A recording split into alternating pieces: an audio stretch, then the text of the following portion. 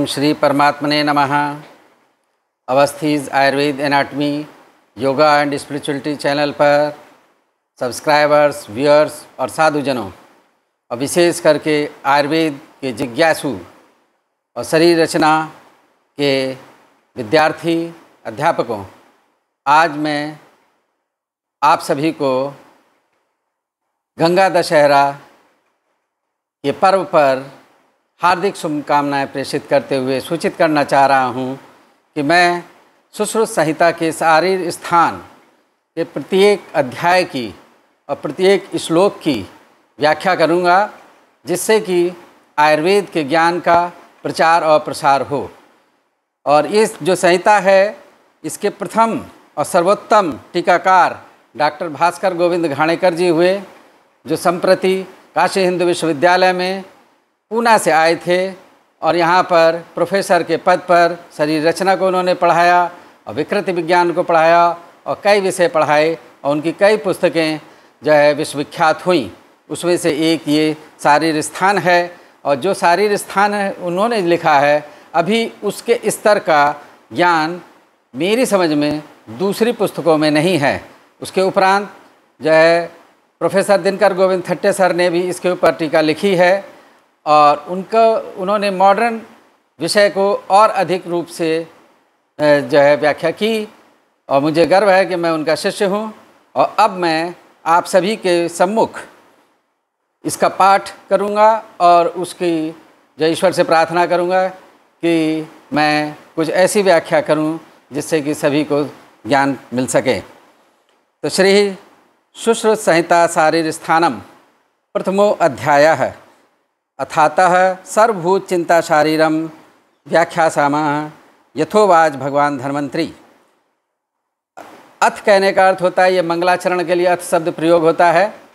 तो कोई भी जो परंपरा में आयुर्वेद या वेदों का, उपनिषदों का कोई भी ग्रंथ लिखा जाता है, उसमें अथ शब्द से शुरुआत की जाती है। तो अथ शब्द यहाँ इसलिए किया गया है।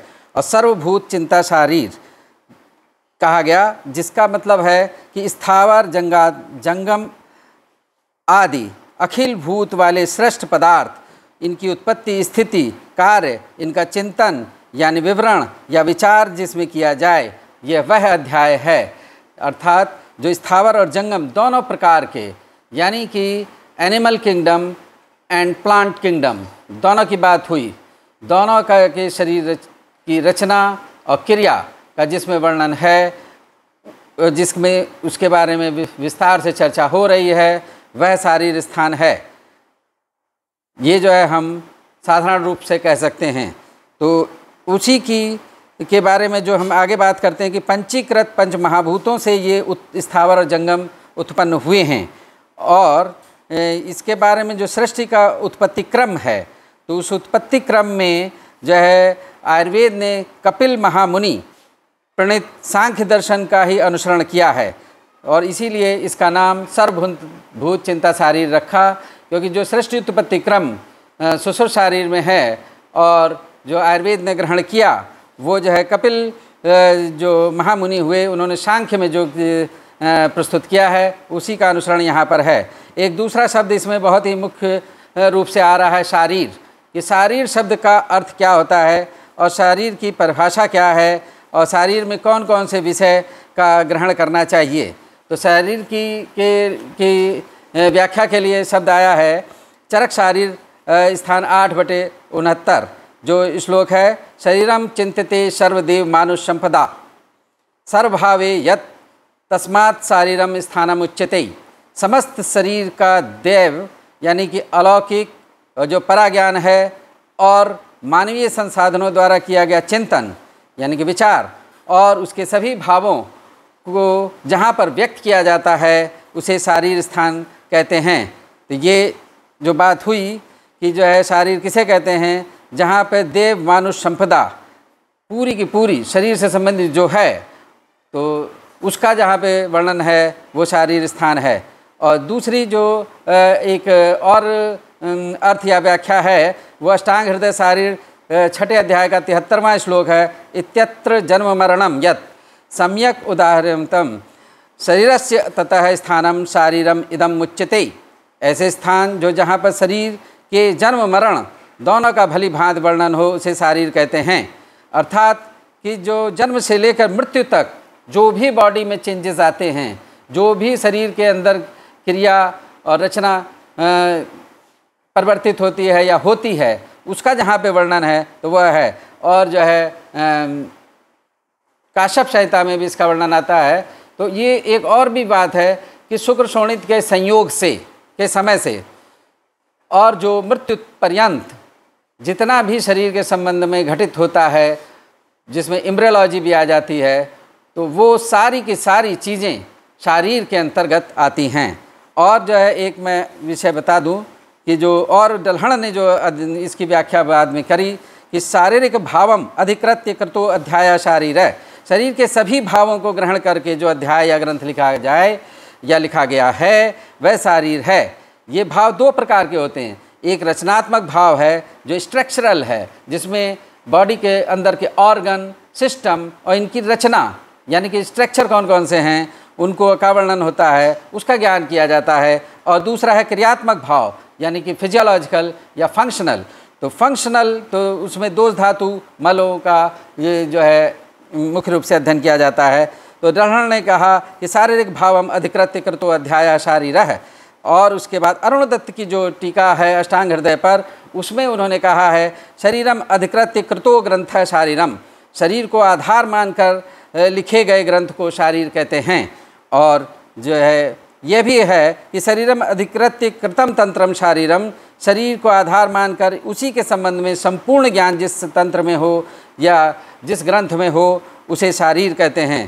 तो ये जो है शारीर के अंतर्गत रचना और क्रिया दोनों विषयों का जो है समभाव हो जाता है। और जो है हमारे पूज्य गुरुजी professor Y D Shukla sir का एक प्रश्न रहता है कि वो 5 शब्दों में का अंतर पूछते हैं कि शरीर रचना, शरीर क्रिया, शरीर और शरीरी, इनमें क्या अंतर है। तो शरीर रचना तो हमने बताई और शरीर क्रिया भी बता दी और शारीर भी बता दिया। तो शरीर रचना एक विषय है जिसको आज हम आधुनिक भाषा में एनाटॉमी कहते हैं। तो शरीर की जो रचनात्मक यानी कि स्ट्रक्चरल के बारे में, जो बॉडी के स्ट्रक्चरल और ऑर्गन्स के बारे में जो स्टडी करते हैं, तो वो जो है शरीर रचना हुई। और जो क्रिया के बारे में अध्ययन करते हैं तो शरीर क्रिया हुई। और जो शारीर है, इन दोनों विषयों को मिलाकर शारीर कहते हैं। संक्षेप में मैं बता रहा हूँ। और शरीर ये बॉडी है, तो जिसके लिए जो है अनेक परिभाषाएं हैं जिसके ऊपर मैं अलग से व्याख्यान दूंगा कि शरीर जो है क्या है। और जो है शरीरी से आत्मा को लिया जाता है। अस्मिन् शास्त्रे पंच महाभूते शरीरी समवाय इत्युच्यते। तो शरीरी शब्द इस श्लोक में आया, तो जिसमें शरीर शब्द आता है वो शब्द आना चाहिए तभी वह परिभाषा बनती है। तो इस तरीके से हम लोगों ने 5 शब्द की बात करी। अब ये शरीर में क्या क्या जो है प्रतिपादित होता है और जो है उसके बारे में और आचार्यों का मत क्या है। तो जो इसमें जो शारीर स्थान जो सुश्रुत संहिता की भास्कर गोविंद घाड़ेकर जी ने लिखी है, तो उसमें जो उन्होंने निवेदन किया है उसमें उन्होंने लिखा है कि प्राचीन काल में सुश्रुत शरीर विषयक ग्रंथों में सर्वश्रेष्ठ माना जाता था। इसका प्रमाण निम्न लोकोक्ति से मिलता है। निदाने माधव श्रेष्ठ है। सुश्रुत तो निदान जो है माधव का सर्वश्रेष्ठ है। माधव निदान के नाम से पुस्तक है, उसमें निदान की चर्चा बहुत अच्छी है सभी पुस्तकों में, यानी कि वही श्रेष्ठ है। सूत्र स्थाने तु वाग्भट, और वाग्भट का सूत्र स्थान सर्वोत्तम माना जाता है। और शारीरे सुश्रुत श्रेष्ठ है, और शारीर स्थान के लिए सुश्रुत जो है सर्वश्रेष्ठ है। चरकस्तु चिकित्सते, और चरक में चिकित्सा स्थान सर्वोत्तम है। तो जैसे बहुत सारी संहिताएं हैं, लघुत्रयी है, व्रतत्रयी है, तो उसमें से कौन सी पुस्तक किसी विशेष के लिए अगर एक सेलेक्ट करनी हो तो कौन सी करें, तो इसका उत्तर इस प्रश्न में है। जो ये बताया कि निदाने माधव श्रेष्ठ, सूत्र स्थाने तु वाग्भट, शारीरे सुश्रुत श्रेष्ठ, चरकस्तु चिकित्सते। तो ये बात हुई। और लेकिन जो है उन्होंने एक और जब बात यहाँ पर उठी कि शारीरे सुश्रुत श्रेष्ठो न च नष्ट है कथाश्चन, व्याख्याने तु परम कष्टम इतमे निश्चित मता है। तो ये भी उन्होंने बात कही, क्योंकि जो है कुछ आचार्यों का मत था कि जो सुश्रुत का शारीर स्थान है उसकी व्याख्या बहुत कठिन है, लेकिन घाणेकर जी ने कहा कि सुश्रुत का ही सबसे सर्वश्रेष्ठ है, क्योंकि उसकी व्याख्या कठिन है। और उसकी व्याख्या करने के लिए उन्होंने ये पुस्तक लिखी और जिसमें उन्होंने उसकी पूर्ण व्याख्या की। तो इस पुस्तक को भी हम आधार में, कई पुस्तकों का हम आधार बना करके ये चर्चा कर रहे हैं, जिसमें प्रमुख पुस्तक घाणेकर जी के लेख और उनकी जो पुस्तक है शारीर स्थान, उसको हम लेके चल रहे हैं। तो आधुनिक काल में पाश्चात्य शारीर विषयक ग्रंथों के साथ तुलना के कारण सुश्रुत शारीर की सारी श्रेष्ठता जो है जाती रही, ऐसा जो है प्रमाण माननीय कविराज गणनाथ सेन जी ने निम्न वचन से मिलता है। एवच यो असो शारीरे सुश्रुत श्रेष्ठ इति प्राचीन प्रवादः। उन्होंने ऐसा लिखा कि ये तो प्राचीन प्रवाद है, यानी कि सुश्रुत जो है का जो शारीर स्थान श्रेष्ठ है, ऐसा नहीं कहना चाहिए। ऐसा जो है उनका मत गणनाथ सेन जी का था। लेकिन उसी के ऊपर जो है जो टीकाकरी की जो है प्रत्यक्ष शारीर में ये बात उन्होंने लिखी थी, लेकिन इसी पर जो टीका करने के बाद घाणेकर जी ने लिखा है शारीरे सुश्रुतः श्रेष्ठो न च नष्ट कथश्चन। शारीर का सुश्रुत स्थान सर्वश्रेष्ठ है, वो नष्ट नहीं हुआ है। उसकी व्याख्या परम कठिन है, क्योंकि उन श्लोकों की व्याख्या वही व्यक्ति कर सकता है जिसको वेदों का, उपनिषदों का और वेदांत जो हैं, और साथ में आधुनिक चिकित्सा विज्ञान का भी ज्ञान हो, लेटेस्ट नॉलेज जिसको हो, वही उन शब्दों की, उन श्लोकों की व्याख्या कर सकता है। ऐसा घाणेकर जी का मत था। तो उन्होंने कहा नहीं, सुश्रुत का शारीर स्थान ही श्रेष्ठ है। और ये तो जो उन्होंने लिखा है उस बात का उन्होंने एक तरीके से उससे वो मत से हटे और उन्होंने कहा नहीं, ऐसा नहीं है, सुश्रुत शारीर ही सर्वश्रेष्ठ है। तो कविराज जी का यह मत प्रत्यक्ष शारीर लिखते समय प्रकट हुआ था। और इस बात को ना भूलना चाहिए कि प्रत्यक्ष शारीर सुश्रुत शारीर का एक अंश है, क्योंकि उन्होंने कविराज गणनाथ सेन जी ने प्रत्यक्ष शारीर लिखा और उसकी भूमिका में ये चीज़ लिखी। तो वो केवल वो जो है प्रत्यक्ष शारीर के संदर्भ में था, लेकिन जो शारीर स्थान को हम पूर्ण रूप से जब हम विवेचन करते हैं और देखते हैं कि उसमें कौन कौन से विषयों का समावेश हो जाता है, तो यहाँ पे खाली एनाटॉमी का समावेश नहीं होता, इसमें और भी विषयों का समावेश है।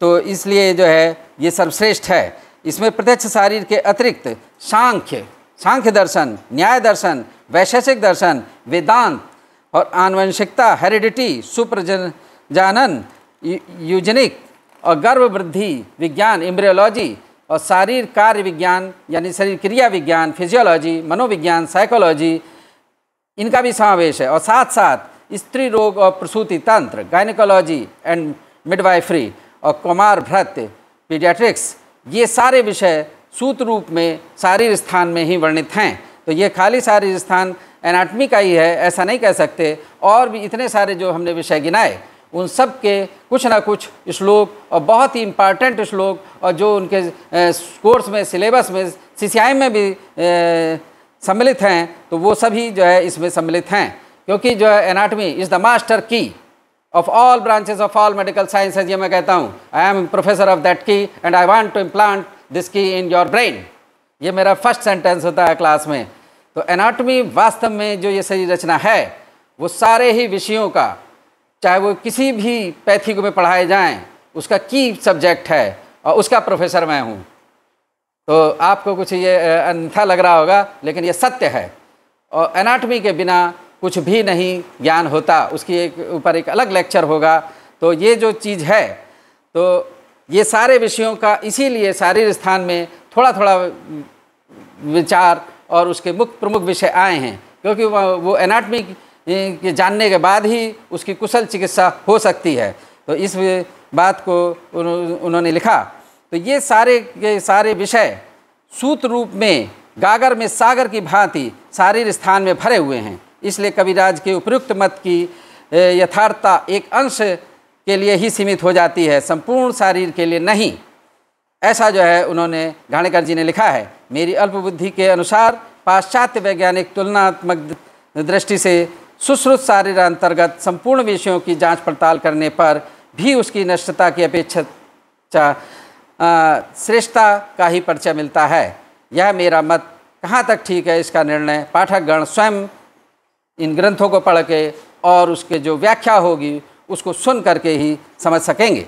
तो ये ऐसा मत घाणेकर जी का था, ऐसा ही मत मेरा भी है।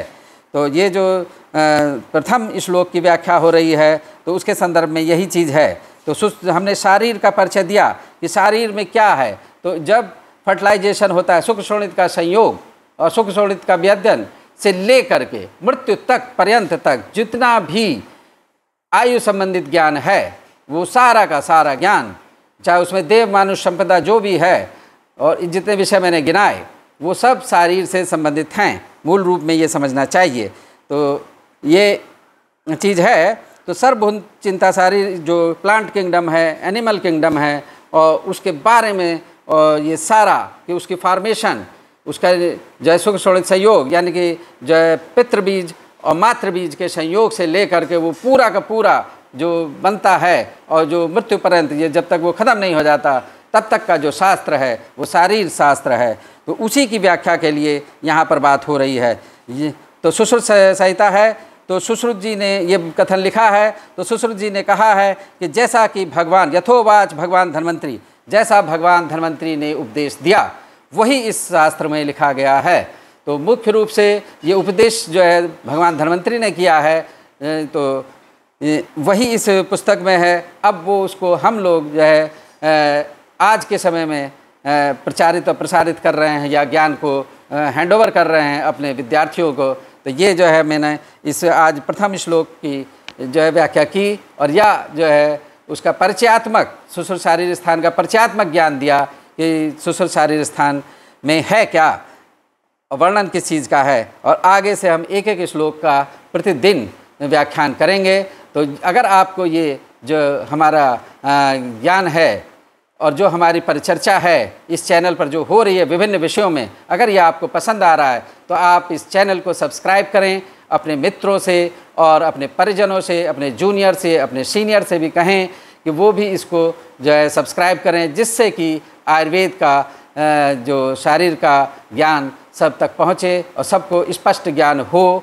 तो जय शारीर, जय आयुर्वेद। इसी के साथ मैं अपनी वाणी को विराम देता हूँ। Thank you all.